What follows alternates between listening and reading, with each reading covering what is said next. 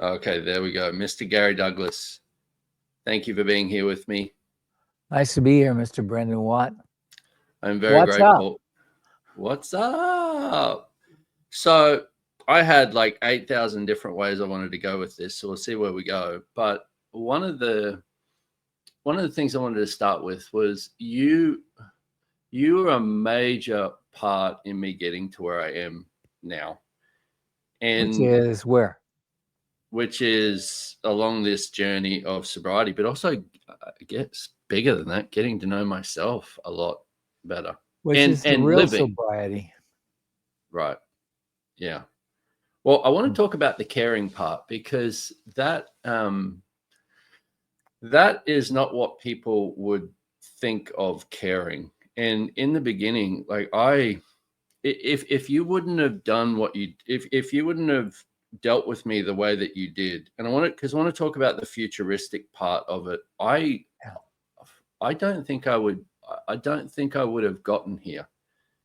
And so in that caring, because it was it was very different. So I guess I want to ask you what true caring is, especially when it comes to an addict. Well, it's like true caring is tough love sometimes. True caring is recognizing when you are enabling and recognizing when you're helping. Right. True caring is recognizing what someone can receive and what they can't. You know, you had lots of people who would have sex with you. Was that true caring, or was that fulfilling their own desires? Fulfilling their own desires. And yeah, it was definitely not caring at all. Because it was never about how to make you stronger. It was about how to get more for themselves. And the majority of people in the world functions from how do I get more for me, not how do I get more for everyone. Well, I think that was the thing that I had going for me is I was looking how to get you to where you could give more to everyone. And can I just say how grateful I am? Yes. I truly, I just, and it was interesting because in the beginning, I just wanted to, I wanted to hate you, and I wanted to be so angry at you, and I wanted to reject all of it. Because I guess I want to talk about that too, where we go with that, where you have, I never had anyone in my life that truly like had my back like that. Mm-hmm. And so most it was of us easy. Don't. Right. Yeah, that's true. Yeah, it's like the thing is, if you have people who are talking about wanting somebody to have their back, it can't be that for you. Yeah. I don't care if anybody has my back. I'm going to have their back whether they like it or not. That's very different. And I guess that's one of the things that I've had to learn also, the thing of, even with facilitating while still, doing addiction and doing alcoholism, I truly desired to have people's backs, but I couldn't even have my own. Well, you didn't have your own. If you don't have your own, you can't give what you don't have to others. Right. You got to find it in yourself before you can give it to others. And for that, another thing I'm grateful for. And that's definitely a journey. Yes, it's a very definite journey. But I've discovered that I couldn't give somebody something that I didn't have. If I didn't have money, I couldn't give money. So I decided, okay, I'm going to get to the point where I have too much money. And I'm still working on that one. Someday I might get to having too much money, but we'll see. Time will tell. Yes, please. Hey, so I've been listening to the Home of Infinite Possibilities class. You did it in 2015, and it is so applicable to right now, and so exactly what I have required to listen to. And it's all about committing to your life. Yes, because most people don't commit to their life. You committed to drinking, but that wasn't your life, and that wasn't living.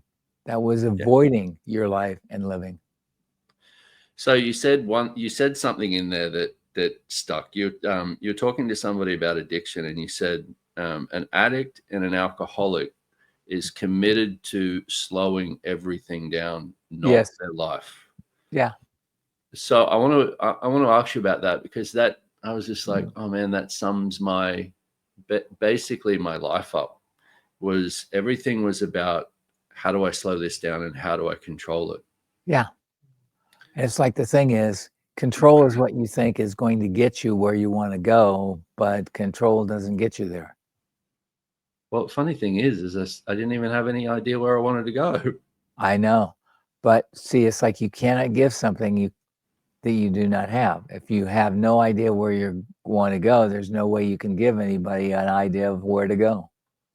Yeah. You know, That's true story.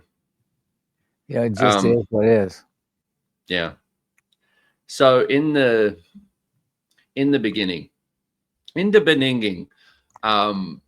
so God after created the my heavens and the earth. so as a little backstory in here, let me drop this in here as some backstory for people. Is I'd been drinking for 12 days. And I think it was a couple of days before I stopped that you called me and basically said, all right, I'm taking you off everything. And, and you laid down the law with me. Mm-hmm. You need to do 90 meetings in 90 days. You need to get a sponsor. You need to have that sponsor call me in the next 3 days, or you're gone from everything. And here's where I'm talking about the caring, because the other thing that saved my life was AA. I'm sorry, you broke up. What was that again? The other thing that saved my life at that point was AA also. Yeah, I know. A is a good program. It's not perfect, and it's not exactly what I would recommend, and not necessarily for everybody, but it's a great program. And it's like, the only thing I don't like is they reiterate, once you're an alcoholic, you're always an alcoholic. Yeah. No, the one thing that I know is true is people can change. So talk to me about that part, because the thing that was the thing that really well, I'd say was one of the big parts in the beginning is the first step, which is my life has become unmanageable with alcohol. Yeah. And so with that, alcohol does not manage your life. Right. So, but with the once an alcoholic, always an alcoholic part, I want to talk to you about the allergy, because Okay, well, the thing is, one of the things I discovered in trying to deal with this issue with lots of people, some people are deathly allergic to alcohol. It's like I worked with some American Indians, and their bodies are allergic to alcohol in the most strange way. And it's like they don't need to drink because their brain doesn't work well with alcohol. Well, And interesting. you Also, were allergic to alcohol. Yeah. So are you an alcoholic? Yes. Are you allergic to alcohol? Yes. Yeah. Better or worse? Worse, actually. What do you mean? Well, there are people who do alcoholism to try and lock down their awareness of things so that they have less awareness. And that's not why you did it. You did it because your body is allergic to it and it craved it. Most people who have allergies to things crave them. Yeah, I've Why met is people that? who are, I don't have an answer for you, Right. but I'm always in the question. What is this? What do I do with it? How do I change it? And, can I change it? Can I change it? If so, how do I change it? So I was always looking for, what is it that's really going on here? What is really occurring? And how can this be different? Yeah. And Well, I really wanted the difference, not the sameness. Yeah. And I don't think that if everybody in AA went, I'm deathly allergic to alcohol, if they got that they were deathly allergic to it, it's like, you're going to die if you drink. Okay. Yeah. Ultimately, that's what you're doing, is killing your body. Alcohol kills bodies. It doesn't help them. It helps your brain become dispassionate for life. Well, I remember in the beginning, the first conversation you and I had was after I showed up drunk at the facilitators class that we were facilitating. Mm-hmm. And I was like, I'm not drunk. What are you talking about? This was in the definite delusional stage. But when you started talking to me about it, I didn't even want to hear the idea that I had something like that I couldn't. I didn't want to be exposed for what I knew I was. Yeah. You didn't want to be exposed. It's like, the thing is, you're hiding it from yourself when you have an alcohol problem. Right. You hide it from yourself and you become delusional, thinking, well, I can handle it. 1 or 2 drinks will be nothing for me. But 1 or 2 lead to 10 or 20. Yeah. Yeah. And when you came and you were slurring your words and doing all that kind of stuff, I went, that's not acceptable. Well, you know what they say in AA is one is too many and 100's never enough. Correct. You know, and that was one of the things I was like, yeah, that sounds like me. Yeah. But so I want to talk to you more about the AA part, because it brings up it's an interesting thing, and I think the number one question that I've had from people is, if you've got all of these tools and you've got access, why do you need AA? Because AA puts you into normal set, and you have spent a lot of your life trying to be normal. Right. And access takes you out of normal, but that doesn't mean you don't have a normal problem. Yeah. You know, having an allergy to something is a normal problem. Like, I have an allergy to radishes. I cannot eat radishes or I'm upset for weeks. I cannot eat capsicum or bell peppers because I have an upset stomach, which doesn't love the taste of them. Can't handle it. My Well, body that's the will part not take it. right. And that's the part I wondered about with the how the allergy takes on the physical form, because it's, I mean, you would not eat a bell pepper and then crave 8,000 more bell peppers. Oh, yes, I would. Right. But I realized that doing that did not ever work. Okay. Craving them because they taste so good did not ever make my body better. It made me feel bad.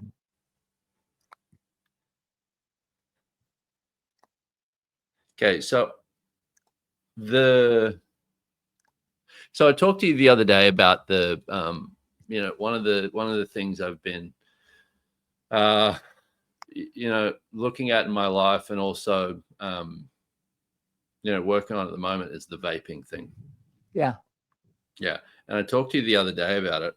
I've not been having great success. And one of the things that you said to me, you brought up the thing with addictive personalities. Yes. So can you talk about that? What do you mean? Actually, one of the best T-shirts I've ever seen was this guy wearing a T-shirt that said, "It's not an addiction unless you'll suck a dick to get it." That's when you know you need help. That's when you know you need got help. the real shit. Okay. That brings up the real shit. Right. You know? It's like, I've seen lots of people who would do sex to get anything, you know. I've seen women who were what they called coke whores.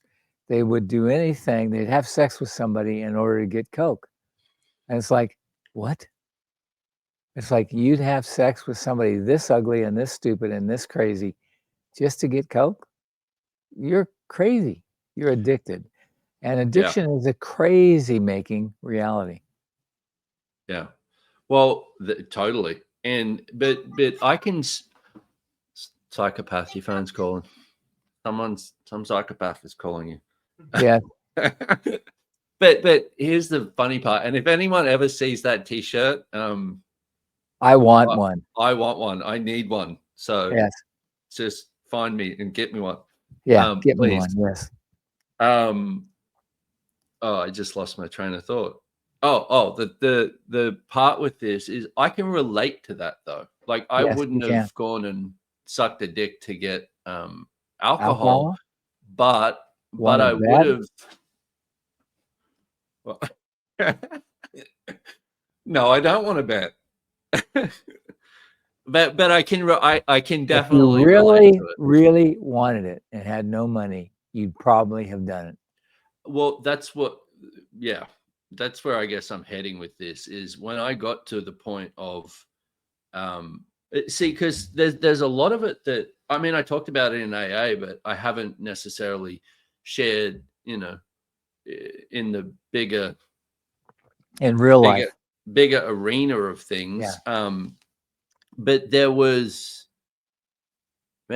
times where, yeah, I would have done anything to get another drink or to get a drink. There was that much pull for it, I guess, in my world to Yeah, but you didn't have to go suck a dick, because you could suck a clitoris and you could talk any person into doing that, any woman into doing that for you, and they'd feed you alcohol. there you go. Why? There you go, ladies and gentlemen. And then there was another thing there that just so slipped me. You and all the dick sucking thing is just, I think it's got my head. Yeah. So all right. There's more on the so I want to go back again to in the beginning, when there was this what I now know as caring. But one of the things that where do I go? One of the things that you said to me, which just kind of was a wake up call in my world, was you said, look, I am not going to be there with you on this. You have to do this alone. Yes, because the one thing I know is when you have an addictive personality and you have an addictive situation, you have to make the choices based on your own point of view, not anybody else's. Because Right. if you do it for anybody else's point of view, or you do it because they say you have to, or whatever, the end result is not good, because you will fight it eventually. Yeah, and I think that's the part of, in the past 3 years, one of the things I realized with my relationship with you was I used you as the source for my life, not as a contribution to my awareness. And I refused to be the source of your life. And I Yeah, was always willing to be a contribution. But I was true to me, not true to you. right. And I was not true to your needs. And I am never true to people's needs. So how did you get to that? By recognizing that no matter how needy someone was, if they couldn't receive it, they couldn't receive it. I married 2 women who had never been loved, good or well. And I decided that if I loved them enough, they would turn out to be the wonderful people I'd seen for 10 seconds in the beginning of our relationship. Right. And it never worked. I want to ask you though about the brutal honesty that you have with self. Well, it's like I had to look at it, and it's like I had people accuse me of things, and I go, okay, is this true? I had to ask, is this true? And sometimes I had to look at it and go, wow, they're right. They are true. That was true. I did that not because I was trying to help them, or not because I wanted to do that, but because I wanted to do it, not because I needed to do it, although I justified it from my need. Right. And that's when I realized that need is a creation, it's not a reality. Such a different point of view. Yes, it's a different point of view, but I was always willing to have a different point of view. And I always realized I did have a different point of view than other people did. So I want to ask you about the work you've done. Because I guess a lot of people would see the way that you are now and be like, Gary Douglas is just weird, and he's, always been this way, and he's just was born different. But I mean, all of those are true. And I tried to be normal. Right. So you've also worked your ass off. I have. That part. Because the brutal honesty with self, I've worked a lot on it, and I say it's one thing that I still struggle with to a degree. So, Well, I still struggle with it, Brendon. really, Yeah. I have to what do look you every mean? day and go, is this true or am I justifying? What am I choosing here? That's Yeah. really cool. Yeah. I mean, I went out to a garage sale, and in this neighborhood that we went to, I'd never seen anything like it in Houston. I went, oh my God, this is beautiful. And so I found out that there's this one little neighborhood that has 3 to 5 acre parcels in it. It's like an enclave of really big, beautiful houses. Uh-huh. I went, oh my God, I want to live here. So we looked up, and there was one house for sale for $10.5 million. I went, well, can't quite afford that yet, but maybe. And I asked to go look at the house, and they wouldn't let us because we wouldn't provide a letter from our bank saying that they would give us a $10 million loan. I went, fuck y'all.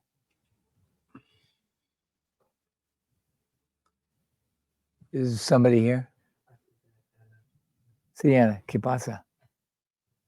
Okay, gracias por ella. Thank you. Thank you. Gracias. So, sorry, I'm trying to handle 2 things at once. And, Don't be. my womanhood is not showing very well at the moment. You're multitasking? Yes, I can't multitask as nearly as well as I thought I could. Shit. I hear you. Yeah. It's a man thing. Yeah. So the one thing that became real to me was we went to look at these houses. We went to look at this place, and I loved the place. I loved the neighborhood. And we went all around the neighborhood, and I didn't see any houses that made me excited except one. The worst house in the neighborhood. And it's a wood house where the panels on the outside some of them were falling off. And it looked like Green Acres, which was a television show from the 60s about these town people who moved to the country, and they didn't have water, and they didn't have this, and they didn't have that. They didn't have any of the things, but they loved being there. And it's like, I went, I love this place. This is great. And Dane said, I hate that place. I don't like that. I don't want to buy that. I said, okay. I went, oh God, I so want to buy it. I want to fix it up. And so I have been thinking about how to fix it. And I figured out how to fix it. I figured out how to turn it into a much bigger house. I figured out a whole bunch of stuff. I got it 90% completed in my head already. I know. And I haven't even been to see it. You are so unique like that. I've seen you do that with other places. Yeah. Well, I did that with El Lugar, and look at it. It's just amazing. You did that with, and the house next door. Yeah. And the funny part about it is with the house next door, it was so over complicated. They had so much wood in it. It was all oak, and, it was like beautiful wood, quote unquote. And it's like, and I couldn't believe it because it had too much brick, too much wood, too much of everything. I went, I'd like to simplify and elegantize this house. Well, we ended up with a fire in the garage, in which I lost my 2 antique cars, which I was not happy about, but I also didn't care, which was weird. But at any rate, those 2 cars being gone, it's like created a whole new place for me, and I can have something else. And I will. But the main thing is I was looking at it and I'm going, okay, it had smoke damage and stuff. So they came in and they tore all the wood out and all the painted surfaces out. And it's like, it's simplified. I went, how the hell did this work? I asked for it. This is the way it came. So it's like I had left a bunch of the wood in. I had, simplified as many things as I could, but I didn't know what to do from that time forward. And I managed to elegantize it and simplify it. And it didn't come the way I thought it was going to come. I love the way you put that too. You asked for it and it came. And I think one of the interesting things for me with like this whole journey has been, I always asked to get to, I always desired to be me. Yeah. And it's just shown up a little different. Yeah, it's shown up different because you had also started on a way to destroy yourself. Yeah. So you were going down two paths at the same time. That's true. Path number one, finding you. Path number two, destroying you. Makes for a little cognitive dissonance as it was, as you're trying to create you, find you, and kill you all at the same time. Yeah. And now you are beginning to have you for the first time ever. True story. You're liking yourself better. Yep. And again, thank you. But you haven't made your target to get your horse. To get my horse? Which one? I'm not going to tell you. Okay. Okay, don't tell me. I'll call you after. No, I'm kidding. You can call me as often as you want. Still ain't going to tell you. All right. I am so grateful that you said that thing about you struggle with it every day. I do. Because it's like always I have to look at it and go, am I being honest with myself here? Right. Yeah. I could be upset because Dane doesn't give me money the way I want him to.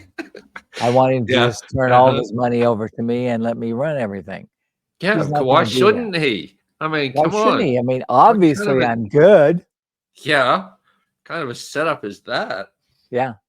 But it's like it's like I had to look at it and okay, so am I being honest with myself here? Am I expecting and projecting something of him that he can do or can't do or shouldn't have to do? I went, wow, I'm projecting, expecting something he shouldn't have to do. And I had to be honest with myself. I was resentful of the fact that he wasn't giving me the money, while at the same time knowing he couldn't give me the money. I am creating cognitive dissonance for myself, and I'm destroying my capacity to be his friend. Wow. That is a beautiful example of all of that you just talked about. Yeah. And it's like, and it's the place where I had to be bluntly honest with myself. Okay, I'm being an asshole here. But one of the things that has been great for me is to realize people would call me an asshole. I used to go, no, I'm not an asshole. And then one day I went, yeah, you're right. I am an asshole. And the day I said, you're right, I am an asshole, was a day in which freedom descended on my head in a different way. Really? Yeah. Wow. I realized the truth is you need to be willing to be and know you can be anything. Do I want to spend my life being an asshole? No. Do I want to spend my life trying to prove I'm a good guy? No. I mean, what was his name that Tammy Faye and what was the guy's name? Bobby Baker? No. At any rate, they were trying to prove they were good people. She was a genuinely sweet and stupid woman. He was just a con man of magnitude, but he spent his entire life proving that he was a good person and took people for millions of dollars. So when somebody tells me they're a good person, I go, okay. And then I wait. Because eventually the truth will come out. Well, yeah. And I mean, that was something I did my whole life too, was let me prove that I'm good. Let me prove that I'm nice. Let me prove that I'm kind. And that was one of the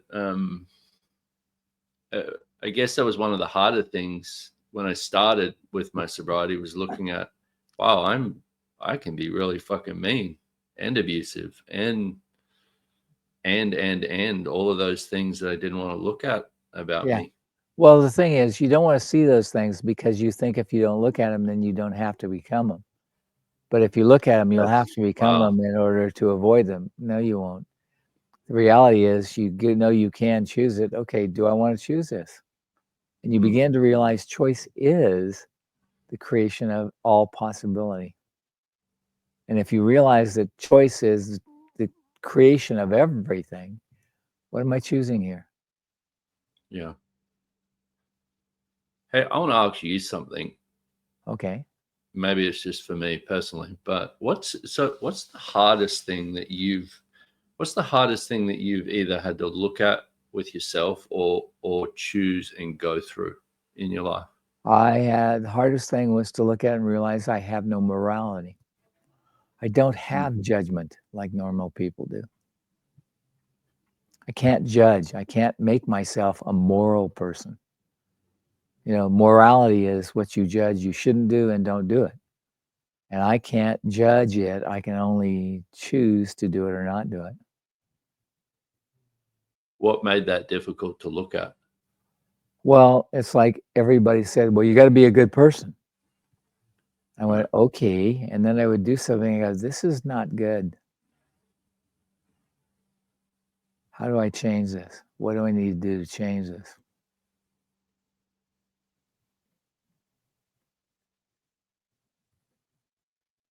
You I know? like it. And that's when I realized you got to get honest with yourself and say what is true and not say what you want people to believe. I don't want people to believe something. I want to be what I choose to be.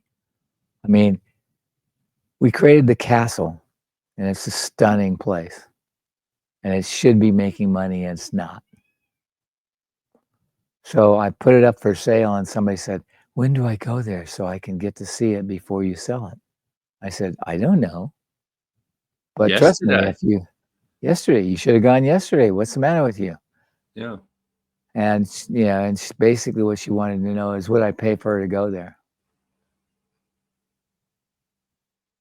Right. The agenda. The agenda. Luckily, I have learned the one thing about women I never wanted to know is women have their agendas, and it doesn't matter what they say, their agenda is what plays. You know, I had a girlfriend in college, and she was an actress, and we went to Disneyland. And she walked around, oh God, if I was just in costume. I went, you're nuts. It just took a trip to Disneyland to find out. Yeah, I just took a trip to Disneyland to find out that she was nuts, that her whole life was about how to be in a costume. And it's like, and she wanted to put on the dog of this, that, or the other, but it was always just putting on a costume for her. It wasn't actually being something. And it's a whole different way of looking at the world. And I began to realize there are certain people that do that. There was Betty Davis movie on recently that she was playing the star, and she was trying to prove that she should be back on top as a movie star again. And it was remarkable to watch her take off and become a normal person and put on and become the star. Someone who thought so well of themselves that they could drink, they could drive drunk, they could do anything and it would be okay. Mm.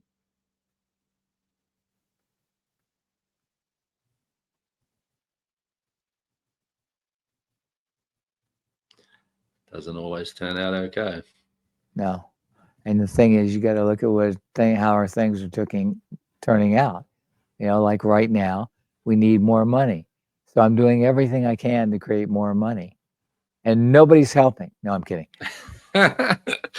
Fuckers. And it's like, and I need to do more, and it's okay. Well, it's interesting on that too. You put that out into the world, because I've talked to several people, myself included, who has this burning desire to be bigger. Yeah.